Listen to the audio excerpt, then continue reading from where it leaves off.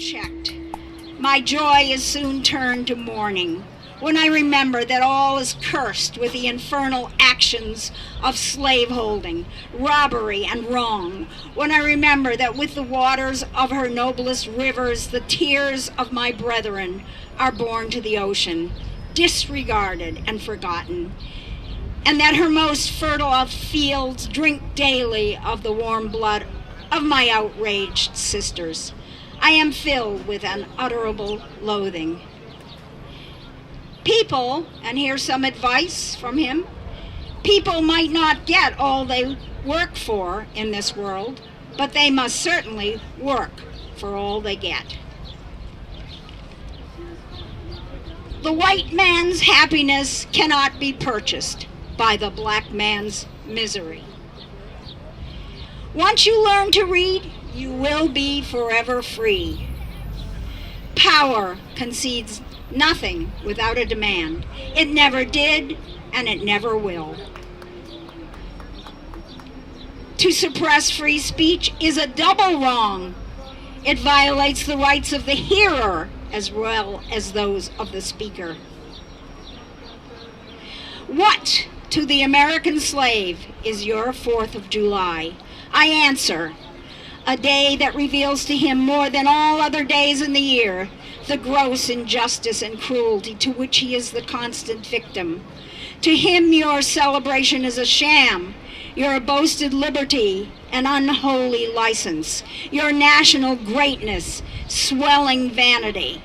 Your sounds of rejoicing are empty and heartless, your denunciation of tyrants, brass-fronted impudence, your shouts of liberty and equality, hollow mockery, your prayers and hymns, your sermons and thanksgiving, with all your religious parade and solemnity, mere bombast, fraud, deception, impiety, and hypocrisy, a thin veil to cover up crimes which would disgrace a nation of savages.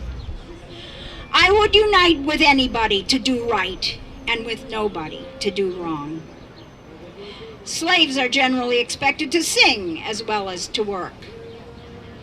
It is not light that we need, but fire. It is not the gentle shower, but thunder. We need the storm, the whirlwind, and the earthquake.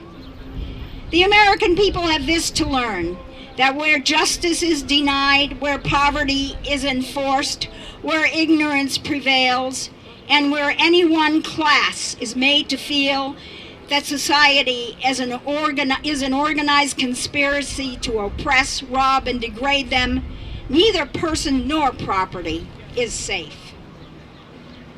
The more I read, the more I was led to abhor and detest my enslavers. I could regard them in no other light than a band of successful robbers who had left their homes and gone to Africa and stolen us from our homes in a strange land, and in a strange land reduced us to slavery. I loathed them as being the meanest as well as the most wicked of men. As I read and contemplated the subject, behold, that very discontentment which Master Hugh had predicted would follow my learning to read had already come, to torment and sting my soul to unutterable anguish. As I writhed under it, I would at times feel that learning to read had been a curse rather than a blessing. It had given me a view of my wretched condition without the remedy. It opened my eyes to the horrible pit and to no ladder upon which to get out. In moments of agony, I envied my fellow slaves for their stupidity. I have often wished myself a beast. I preferred the condition of the meanest reptile to my own. Anything, no matter what, to get rid of thinking.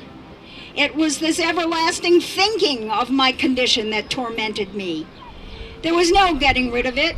It was pressed upon me by every object within sight or hearing, animate or inanimate. The silver trump of freedom had roused my soul to eternal wakefulness. Freedom now appeared to disappear no more, forever. It was heard in every sound and seen in everything. It was ever present to torment me with a sense of my wretched condition. I saw nothing without seeing it. I heard nothing without hearing it, and felt nothing without feeling it. It looked from every star, it smiled in every calm, breathed in every wind, and moved in every storm. I'm continuing, these are the words of Fredrick Douglass. Without struggle, there is no success. It is easier to build strong men than to repair broken ones.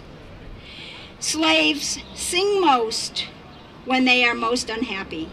The songs of the slave represent the sorrows of his heart, and he is relieved by them only as an aching heart is relieved by its tears.